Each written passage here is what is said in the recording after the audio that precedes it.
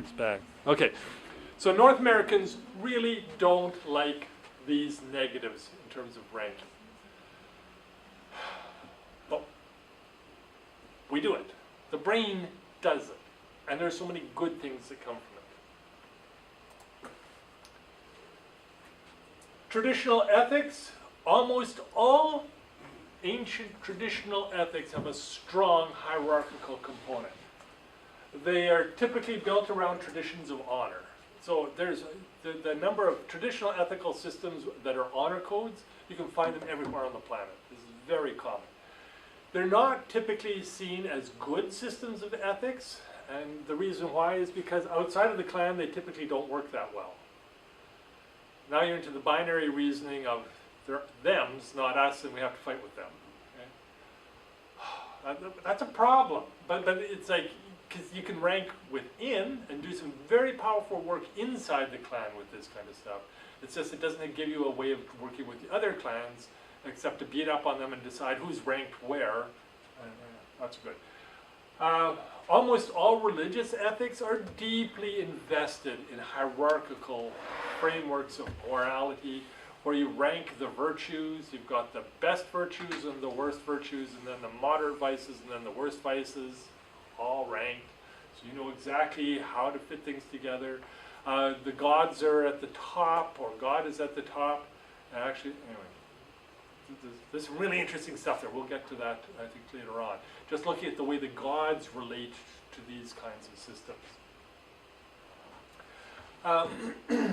There are powerful, more complex systems. I would rank Confucian ethics as part of this, the ethics of duty. That is, once you start looking at how you can rank things, you can actually rank a lot of stuff and do stuff that's pretty sophisticated and clever. And so Confucius did exactly that for China. Built a ranked system, very much tied in the background to this, but allowed people to do a lot more work within that framework and accomplish good things to build the Chinese state. So you can build with Confucian ethics very powerful state, but it's still ultimately a hierarchical system of ethics. Powerful, but still hierarchical. Doesn't go past that. So I'm not going to encourage you to study Confucian ethics because I don't like them, so don't study them. But they are a really intriguing way of showing how you can work with what is a very simple brain system and do some very complex stuff. It's really amazing at that level. So as a technical exercise, it's extraordinary. Then you have to ask the question, what does that mean for China and its future? And that is a serious question. So if you want to study China, do study Confucian ethics, because there's a huge interaction between where China is going and what Confucian ethics says is the way to be right and wrong, how you behave in a complex, ranked way. Okay? So anyway, if you're at all interested in China, go study this. If you're just interested in ethics, I don't think it's that helpful. Most forms of virtue ethics I've identified are very strongly around ranked virtues. And very much virtues by role and place in the traditions of the society. Every culture, every history, every tradition has a strong sense of what was above and what's below, what's more powerful, what's less powerful, how to rank and order people and systems. So traditionally, they're everywhere. Organizationally, they're everywhere. Even if North Americans don't like to acknowledge them, job descriptions are nothing more than rank ordering of tasks. Yes, they're using good, reasoned principles to develop them, but once they're established, they're about rank ordering.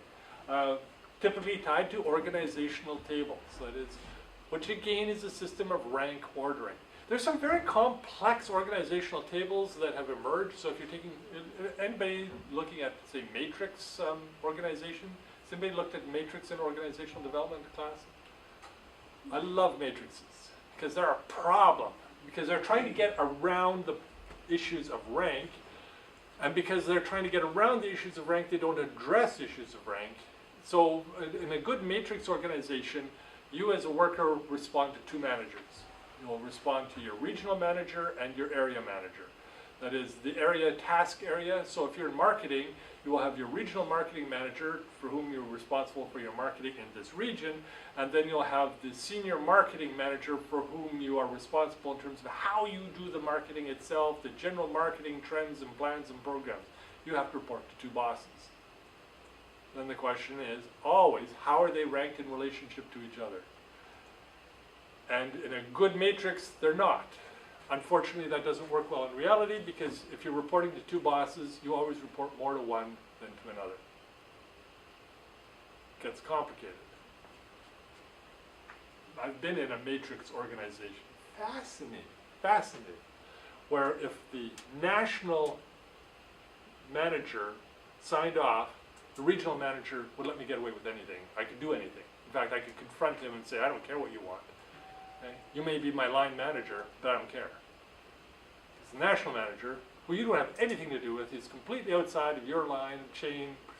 He's the one who determines what I actually do. And my manager actually put up with it. He said, well, then I'm kind of your resource. You know, whatever I can do to help you, we'll work with that. But that's not a good way of doing it, because who am I working with on a day-to-day basis? It's the regional manager, not the national one. I rarely saw him, like twice a year. You know? This is not good. Plus which, he was out of touch with the region. He gave me plans that literally could not work. We had a session, a really intense session, where it was the two of us locked in a small room, going head-to-head over what I was going to do. Because he was the figure with power representing the national division, and he was wrong. Okay? My regional manager wasn't even in the meeting. Okay? Wouldn't have made any difference if he had. It was the two of us, the national manager, and I had to work out what I was going to do at my level.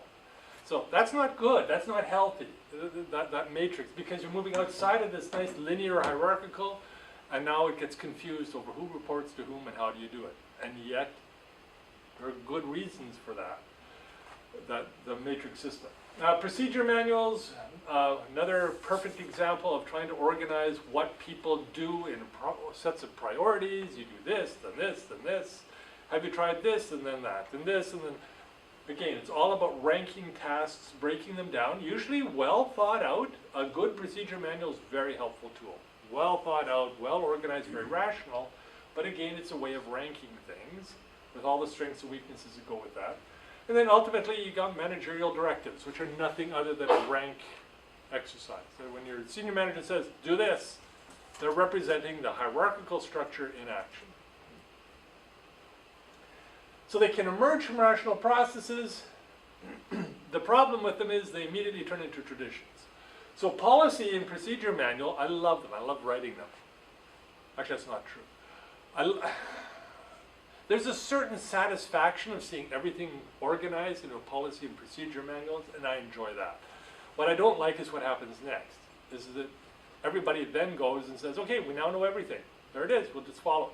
And I'm going, no, I helped write that. I know exactly what went into it. No, use your brains, people. This is simply a set of guidelines. Refer to it when common sense doesn't work anymore. No, we have to follow the rules. You wrote them all up. I'm going, yeah, I know exactly why we wrote them up. It's guidelines for if you're having trouble figuring it out for yourself. Figure it out for yourself first. But that's the problem. They become traditions, and they accrete these moral connotations. So I wrote the procedure manual. Somebody else disobeyed it, and I'm going, great. But their manager is going, you're fired. Because it's now, they're a bad person for violating that manual. I'm going, no, we got to rewrite the manual to include this person's approach. This was really cool. We never thought of this at the time. It's brand new. This is good stuff. No, we just fired them last week because they broke the rules. Anyway, that's the dynamic, the moral dynamic that accretes to these things very quickly. We get a sense that they are true because that's where our brain orients around ranking. This is the way it's ranked, that is the way it is, and there are these moral connotations that go with it. It isn't just about reasoning. It's never just about reasoning. I have this theory that no formal policy document should ever be closed. I cannot convince any organization to follow me on that. But my argument is you should just, every year, you should take a whole chunk of your policies and procedures and review them. Simply because You want to create the sense that they're dynamic. Not because they need review, but because they need to be seen as dynamic. And actually, I shouldn't say, I'm not alone on that. There are a good number of people who've recognized that over the years. And so you actually will find there are agencies that try and do that, organizations that do try and do that, which is good. It's just, you're always up against the sense as soon as it's been revised, well, now it's true finally. Finally we've achieved it. Because we keep falling back into this. It's a really easy form of moral reasoning. We fall into it very quickly. Because we like to have everything in its place. If it's been written up, we want to stop thinking. It's where we want to go.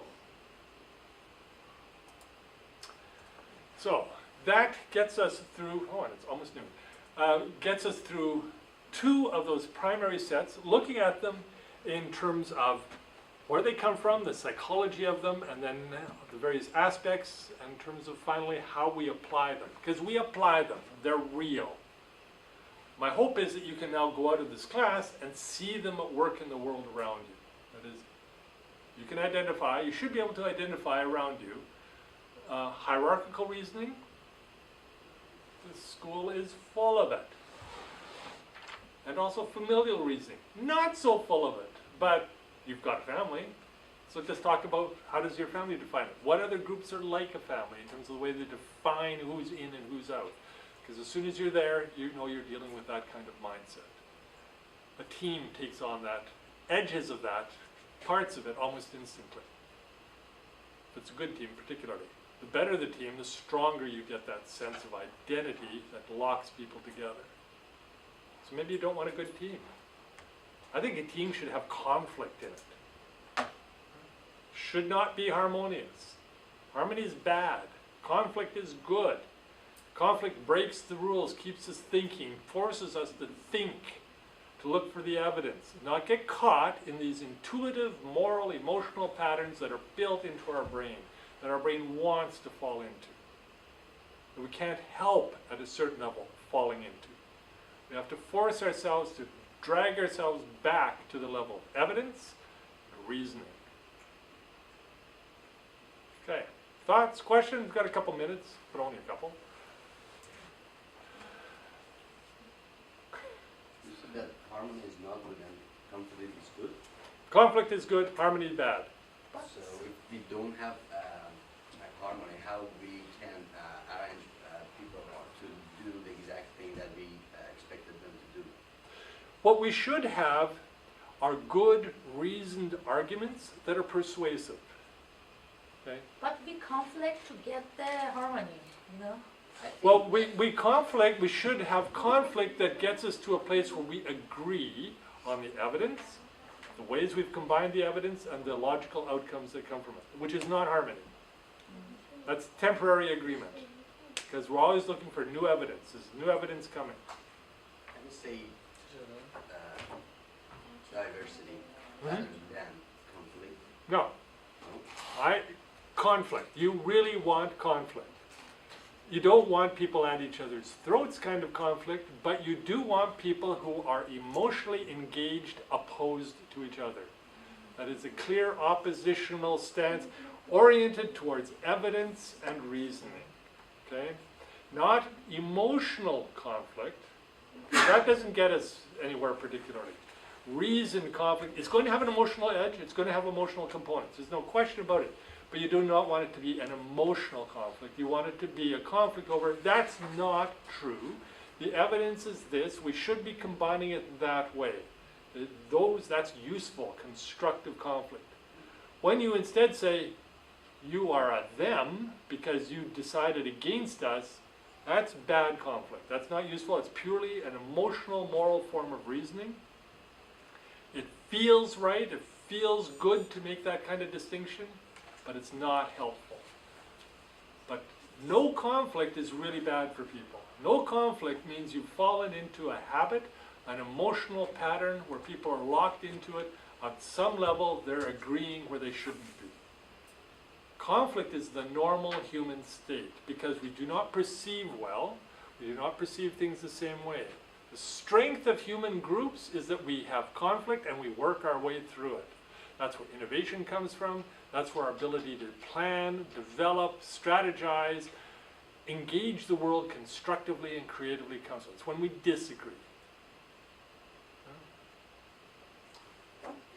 What in teamwork we need a harmony to do very well. No, you do not need harmony. All you need is Yeah. agreement, not harmony. That Okay. conflict comes together and you want things to Mhm. sit in an agreement. Yep. Actually, that conflict caused that agreement. That's right. Yeah. You want the conflict. You want to push it out. If a team is in harmony, you feel good about each other. A team feels good about each other short of achieving a significant outcome. This is bad. You do not want process good feelings. You want outcome good feelings. A team has a goal. We're going to get to that kind of moral reasoning, why that is so important. But it's hard work. It's much harder work.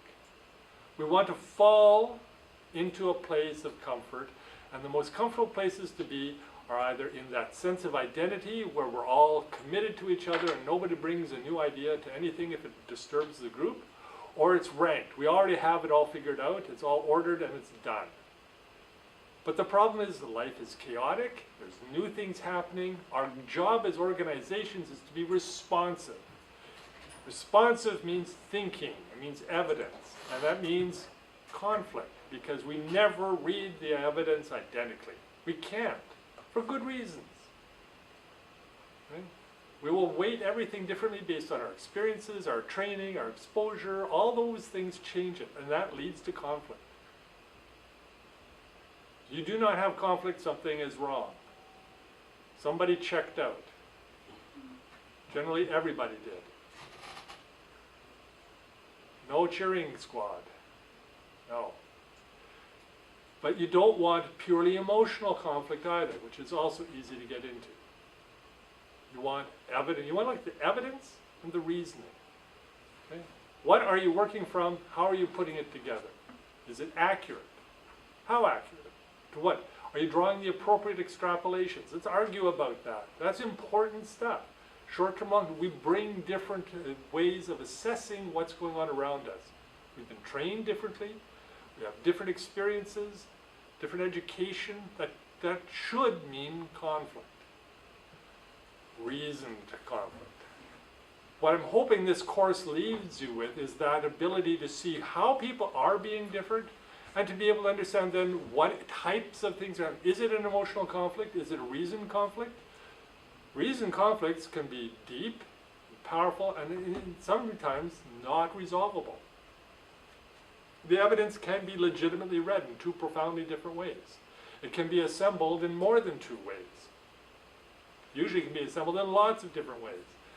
Which is the best way? That can be a conflict you cannot resolve. And then ultimately you just have to choose, and then you use hierarchical reasoning to simply say we're going to do it this way. Power is important. Hierarchies are important. Somebody has to make a decision. But that doesn't mean it's conflict-free. And if you wait till there's harmony, you will never make the correct decision.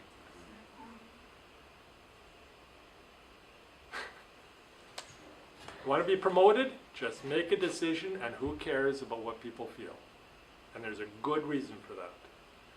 Why bullies tend to get promoted is not because they're bullies, but because they're doing something vitally important. They're making a decision. They're saying, we've got enough, we've got to move forward. We're not going to wait for harmony. I don't need you on side. We're going to move ahead. That is essential. Bullies do it well. But so should everybody else who is thinking critically and carefully about what's going on around them. Anyway, that's my sermon for the day. Any other questions, thoughts? We need to break. Okay, so take a look at your assignments. Come back on Thursday. I'm happy to talk about them. As I said, it was kind of like everybody got together and decided how to do them badly. Okay, I'm hoping you'll get them better. You've got till now, think about it. I tried to, but basically the same problem all across the board, which is summaries rather than analysis. Focus with analysis. Just work on that one. Okay?